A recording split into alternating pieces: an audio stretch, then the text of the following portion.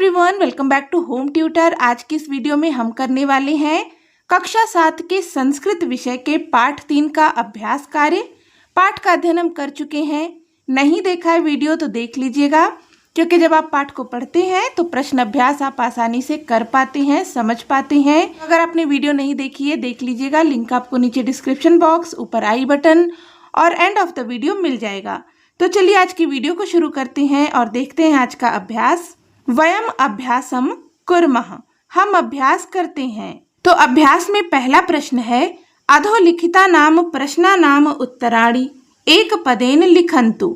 नीचे लिखे प्रश्नों के उत्तर एक पद में लिखें।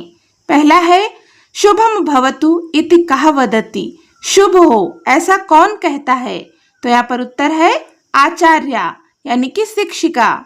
योगिता आचार्या किम शिक्षयतु इति वदति। योगिता आचार्य से क्या सिखाने के लिए कहती है?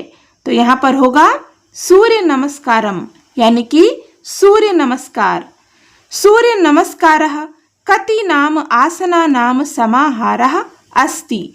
सूर्य नमस्कार कितने आसनों का समूह है? तो यहाँ पर हो जाएगा द्वादशा नाम अर्थात 12 आसनों का समूह है सूर्य नमस्कार। केषु सूर्य नमस्कारः श्रेष्ठः। किसमें सूर्य नमस्कार श्रेष्ठ है? तो यहाँ पर उत्तर है योगासनेषु अर्थात योगासनों में। योगासनों में सूर्य नमस्कार श्रेष्ठ है। सूर्य नमस्कारेण जनाः कीदृशं शरीरम प्राप्नुवन्ति। सूर्य नमस्कार से लोग किस प्रकार का शरीर प्राप्त करते हैं? तो यहाँ पर उत्तर है स्वस्थम यानी कि स्वस्थ शरीर प्राप्त करते हैं जो लोग सूर्य नमस्कार को करते हैं। तो चलो अब देखते हैं प्रश्न संख्या 2। अधोलिखिता नाम प्रश्ना नाम उत्तराणि पूर्ण वाक्येन लिखन्तु। नीचे लिखे प्रश्नों के उत्तर पूर्ण वाक्य में लिखें। पहला है, सर्वे छात्राः आचार्यां किम पृच्छन्ति। सभी छात्र आचार्य से क्या पूछते हैं? तो यहाँ पर उत्तर होगा सर्वे छात्राः आचार्यां पृच्छन्ति किम अद्य भवान अस्मान् योगासनं शिक्षयति। सभी छात्र आचार्य से पूछते हैं कि क्या आज आप हमें योगासन सिखाएंगी। सूर्य नमस्कारः इत्यनेन कः आशयः। सूर्य नमस्कार इससे क्या आशय है, यानी कि सूर्य नमस्कार का क्या अर्थ होता है? तो यहाँ पर उत्तर है सूर्य नमस्कारः इत्यनेन आशयः सूर्याय नमस्कार रूपम योगासन क्रमः अस्ति। सूर्य नमस्कार इससे आशय है सूर्य को नमस्कार के रूप में योगासन क्रम। सूर्य नमस्कार करते समय हम जो 12 आसन करते हैं, 12 आसनों का जो क्रम है इसे ही कहते हैं सूर्य नमस्कार। आचार्य कम श्लोकम पाठयति। आचार्य कौन सा श्लोक पढ़ाती हैं? तो यहाँ पर उत्तर होगा आचार्य आदितस्य नमस्कारेण ये कुर्वन्ति दिने दिने आयुः प्रज्ञा बलम वीर्यम तेजस्तेषां च जायते इति श्लोकम पाठयति।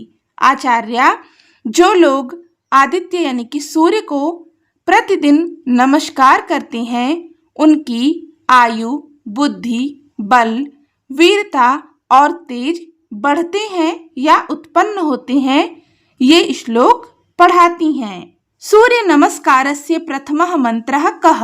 सूर्य नमस्कार का पहला मंत्र कौन सा है? तो आप सभी इसका उत्तर जानते हैं। सूर्य नमस्कारस्य प्रथमः मंत्रः ओम मित्राय नमः अस्ति। सूर्य नमस्कार का प्रथम मंत्र ओम मित्राय नमः है। सूर्य नमस्कारेण कीदृशं बलम वर्धते।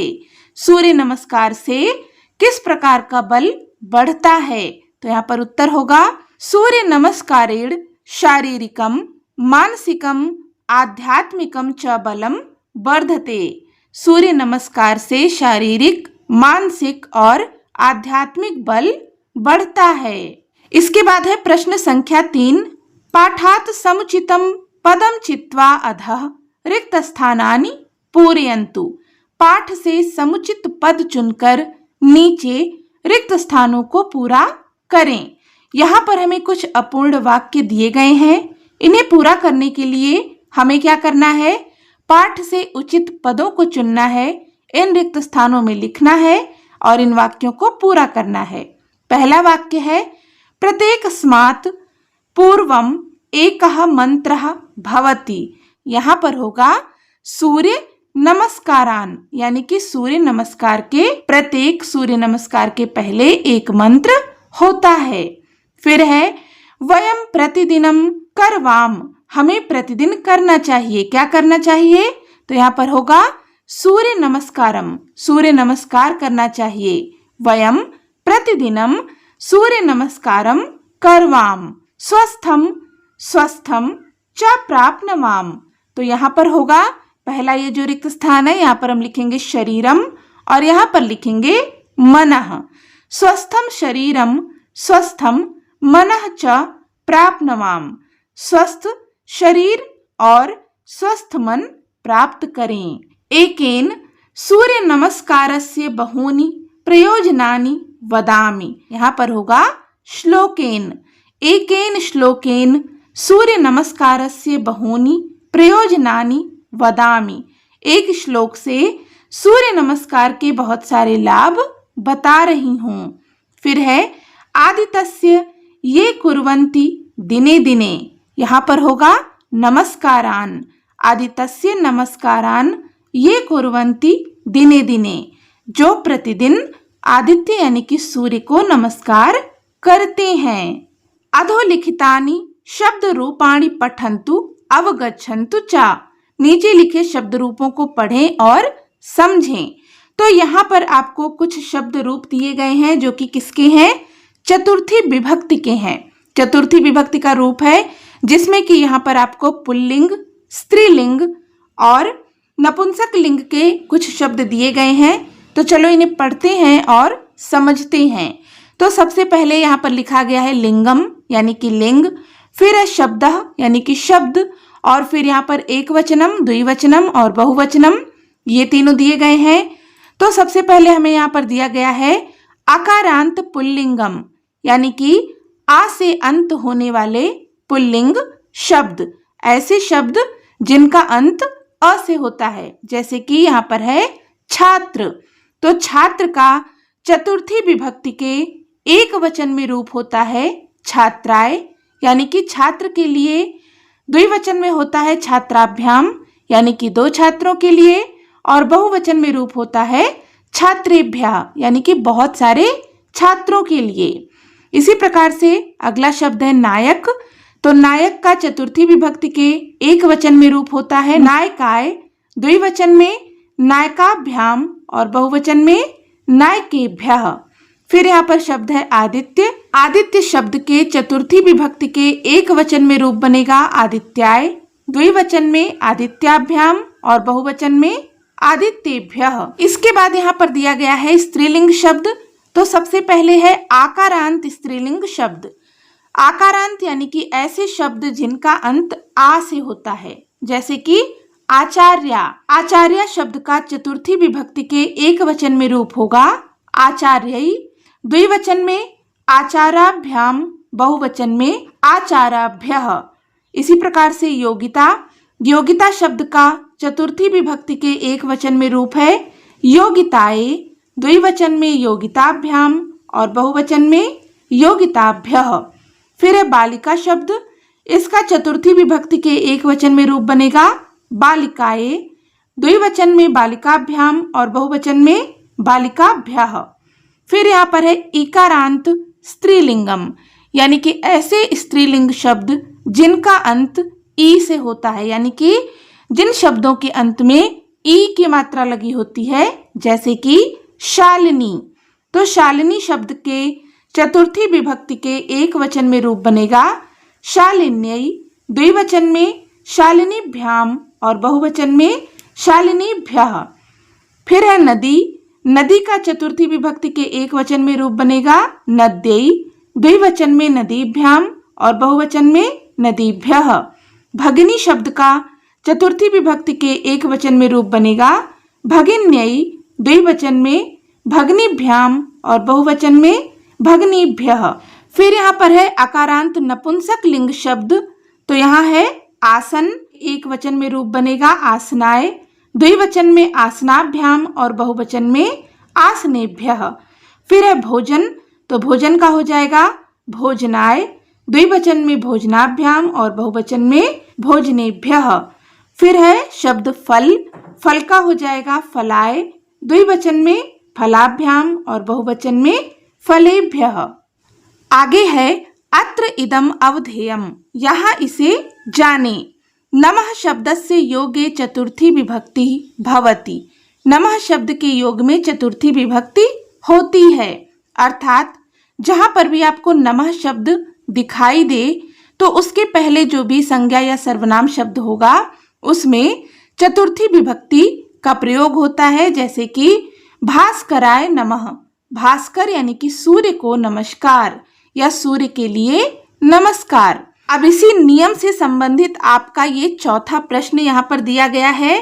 पाठे विद्यमाना नाम नमः युक्त शब्दानाम संग्रहम कृत्वा लिखन्तु, पाठ में विद्यमान नमः युक्त शब्दों को संग्रह करके लिखें। जैसे कि यहाँ पर उदाहरण है मित्राय नमः, तो इसी प्रकार से ऐसे शब्द हमें यहाँ पर लिखने हैं जिनमें नमः का प्रयोग हुआ है। तो यहाँ पर हो जाएगा रवये नमः, सूर्याय नमः, भानवे नमः, खगाय नमः, पूषणे नमः, हिरण्यगर्भाय नमः, मरीचये नमः, आदित्याय नमः, सवित्रे नमः, अर्काय नमः, भास्कराय नमः। तो यहाँ पर देखो इन सब में नमः के पहले जो शब्द है उसमें चतुर्थी विभक्ति का प्रयोग हुआ है। इसके बाद यहाँ पर है प्रश्न संख्या 5, उदाहरण अनुसारम कोष्ठकात् पदानि स्वीकृत्य वाक्यानि रचयन्तु, उदाहरण के अनुसार कोष्ठक से पद स्वीकार करके वाक्यों की रचना करें। तो यहाँ पर हमें कुछ पद दिए गए हैं, इनसे हमें यहाँ पर वाक्यों का निर्माण करना है। जैसे कि उदाहरण में यहाँ पर दिया गया है अग्नये नमः, अग्नि शब्द दिया गया था, इससे हमने वाक्य बनाया अग्नये नमः। तो इसी प्रकार से यहाँ पर आचार्य शब्द है, तो इससे जो हम वाक्य बनाएंगे तो यहाँ पर बनेगा आचार्यै नमः।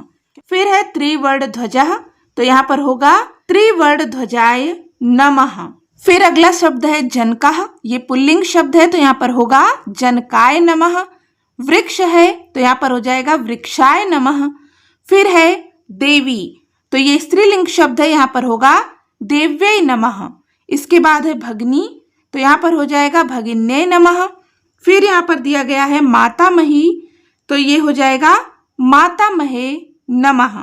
अगला शब्द है जननी, तो यहाँ पर हो जाएगा जनन्यै नमः। इसके बाद है पृथ्वी, तो ये भी स्त्रीलिंग शब्द है, इकारांत स्त्रीलिंग शब्द है ये सब, तो यहाँ पर हो जाएगा पृथिव्यै नमः। फिर है नदी, तो ये हो जाएगा नद्यै नमः। इसके बाद आगे है अत्र इदम अवधेयम, यहाँ इसे जाने। दानार्थे दा धातुः तथा च यच्छ धातुः योगे चतुर्थी विभक्तेः प्रयोगा भवति। दानार्थे यानी कि दान के लिए, अर्थात जब हम किसी को कोई चीज देते हैं तो उसके योग में चतुर्थी विभक्ति का प्रयोग होता है। यहाँ पर जो दा धातु होती है और जो यच्छ धातु होता है, इन दोनों में क्या होता है, चतुर्थी विभक्ति का प्रयोग होता है। जैसे कि शिक्षकः छात्राय पुस्तकम ददाति, शिक्षक छात्र को पुस्तक देता है। या फिर शिक्षकः छात्राय पुस्तकम यच्छति, शिक्षक छात्र को पुस्तक देता है। ददाति और यच्छति दोनों का अर्थ होता है देना। तो अब आपका अगला जो प्रश्न है प्रश्न संख्या 6, वह इसी नियम पर आधारित है। कोष्ठके विद्यमाना नाम शब्दानाम चतुर्थी विभक्तेः रूपाणि प्रयुज्य वाक्यानि पुनः लिखन्तु। कोष्ठक में विद्यमान शब्दों में चतुर्थी विभक्ति का रूप प्रयोग करके जोड़ करके वाक्य को पुनः लिखें। तो देखो यहाँ पर हमें कुछ वाक्य दिए गए हैं और यहाँ पर आप देख सकते हैं कुछ शब्द हैं जिन्हें कि कोष्ठक में दिया गया है। तो इनमें हमें क्या करना है, इनमें चतुर्थी विभक्ति का प्रयोग करना है। जैसे कि यहाँ पर उदाहरण दिया गया है सैनिकः देश, जीवनम प्रयच्छति। तो यहाँ पर जो शब्द है कोष्ठक में वो क्या है? देश। तो देश में जब हम चतुर्थी विभक्ति का प्रयोग करेंगे तो यहाँ पर वाक्य बन जाएगा सैनिकः देशाय जीवनम प्रयच्छति। सैनिक देश के लिए जीवन देता है। इसी प्रकार से यहाँ पर है माता याचक वस्त्रम ददाति। माता याचक को वस्त्र देती है। तो याचक में अभी यहाँ पर चतुर्थी विभक्ति का प्रयोग नहीं हुआ है, हमें चतुर्थी विभक्ति का प्रयोग करके यहाँ पर लिखना है। यहाँ पर वाक्य होगा माता याचकाय वस्त्रम ददाति। फिर है पौत्रः मातामही औषधम ददाति। यहाँ पर हो जाएगा पौत्रः पितामहे औषधम ददाति। पौत्र यानी कि पोता, पितामहे यानी कि दादी को, औषधम यानी कि दवा, ददाति यानी कि देता है। फिर है अहम भगिनी उपानयम ददाति। अहम भगिन्यै उपानयम ददामि। अगला है पिता सेविका वेतनम ददाति। तो यहाँ पर सेविका इस शब्द में हमें चतुर्थी विभक्ति का प्रयोग करना है। तो यहाँ पर वाक्य होगा पिता सेविकाये वेतनम ददाति। त्वम मित्र पुष्पम ददासि। त्वम मित्राय पुष्पम ददासि। फिर है देवः भक्त आशीर्वादम ददाति। वाक्य बन जाएगा देवः भक्ताय आशीर्वादम ददाति। अगला है आरक्षकः चोर दंडम ददाति। वाक्य बनेगा आरक्षकः चौराय दंडम ददाति। आरक्षक चोर को दंड देता है। उदाहरण अनुसारम माता कस्मै कस्यै धनम ददाति इति कोष्ठके विद्यमानानि पदानि उपयुज्य लिखन्तु।